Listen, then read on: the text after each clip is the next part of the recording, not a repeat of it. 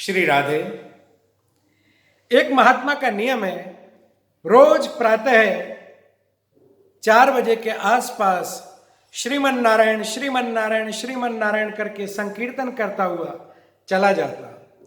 संयोग से जिस राह से वह जाता, एक सेठ जी की उसी समय नींद खराब हो जाती। एक दिन सेठ जी को गुस्सा आया और उस महात्मा को रोक लिया। कहने लगा, भाई इतने सुबह 4 बजे उठ के क्यों दूसरों की नींद खराब करते हो? वह कहने लगा, भाई जाग जाओ, अभी नहीं जागे तो कब जागोगे? 84 लाख योनियों के बाद सर्वश्रेष्ठ कृति परमात्मा की ये मानव ही तो है। अब अगर नहीं जागे तो फिर 84 के चक्कर में घूमते रहोगे। वह कहता, बाबा हमें ज्ञान न दीजिए। रात में 11-12 बजे बड़ी मुश्किल से नींद आती है। 7-8 घंटे अगर मैं सोऊंगा नहीं तो व्यापार नहीं करूंगा क्या? अगर व्यापार नहीं करूंगा घर गृहस्थी कैसे चलेगी? भोजन कैसे मिलेगा? वह कहने लगे, भाई भोजन देने का तो परमात्मा ने सबका ठेका उठा के रखा है। परमात्मा सबके भाग्य में भोजन लिखते हैं और सबको भोजन प्रदान करते हैं। वह कहने लगा, अच्छा मेहनत नहीं करूं भोजन मिल जाएगा? बोले अवश्य मिलेगा।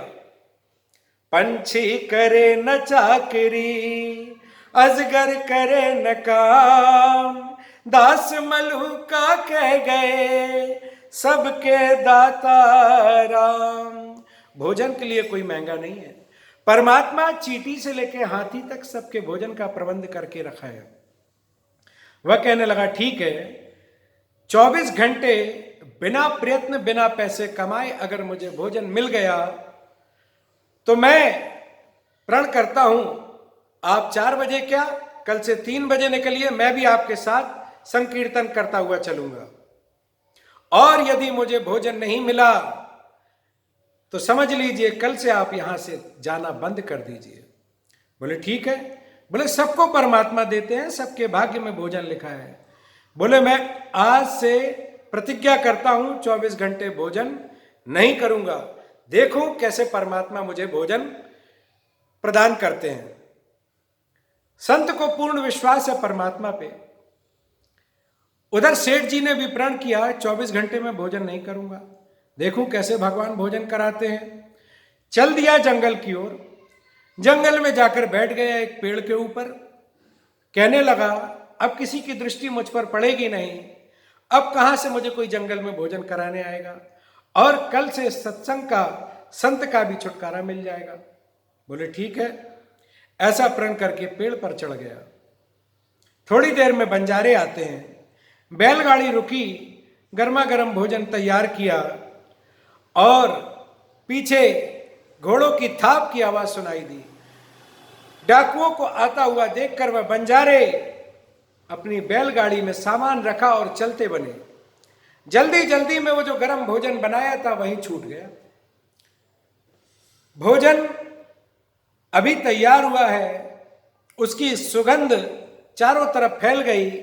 डाकू वहां आकर रुके। डाकुओं ने देखा गर्मा गर्म भोजन की सुगंध आ रही है।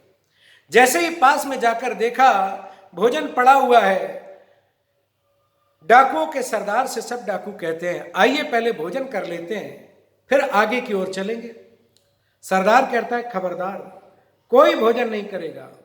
हो सकता गांव वालों को पता चल गया हो कि हम लोग आ रहे हैं, इस भोजन में जहर मिला दिया गया हो। चूंकि भोजन गर्म है, जिसने भोजन बनाया होगा अभी ज्यादा दूर गया नहीं होगा।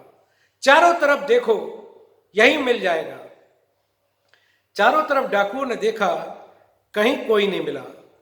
परमात्मा की प्रेरणा हुई, डाकुओं से कहा कि जरा ऊपर भी दृष्टि डालो। जिस समय डाकुओं की नजर ऊपर जाती है, पेड़ पर सेठ जी बैठे। सेठ जी से कहने लगे, आओ नीचे। सेठ जी बोलता, मैं नहीं आऊंगा। बोले आते हो कि नहीं? उठाई बंदूक तानी है। बोले अभी गोली चलाता हूं। डरते डरते नीचे आया। सरदार ने कहा, देखा मैंने कहा था ना, जरूर इसमें जहर मिलाया गया है हम लोग को मारने के लिए। वह कहने लगा, नहीं भाई, बंजारे निकले थे, उन लोगों ने गर्मा गर्म भोजन बनाया था। बोले हम कैसे मान ले? बोले अगर बोलते हो बंजारों ने बनाया है, आओ थोड़ा सा भोजन पहले तुम कर लो, उसके बाद हम लोग करेंगे। वह कहने लगा मैं भोजन तो नहीं करूंगा। बोले क्यों नहीं करोगे? अरे बोले मैं भोजन नहीं करूंगा। बोले अच्छा ऐसी बात है। क्रोध आ गया डाकू के सरदार को, जोर से एक तमाचा मारा है, दोनों आंखों से आंसू झरझर बह रहे हैं और भोजन करता जा रहा है। यहां पर उस संत की बात याद आती है, भगवान सबको भोजन कराते हैं और अगर नहीं करोगे तो मार कर भी भोजन कराते हैं। यह परमात्मा की लीला है। दूसरे दिन वह जाकर संतों के पैरों में आखिर गिरता है और कहता है परमात्मा ने मेरे भाग्य में भी भोजन लिखा था और मैंने देख लिया, जो नहीं खाता है और अगर भगवान खिलाना चाहे तो थप्पड़ मार कर भी खिलाते हैं। जय जय श्री राधे।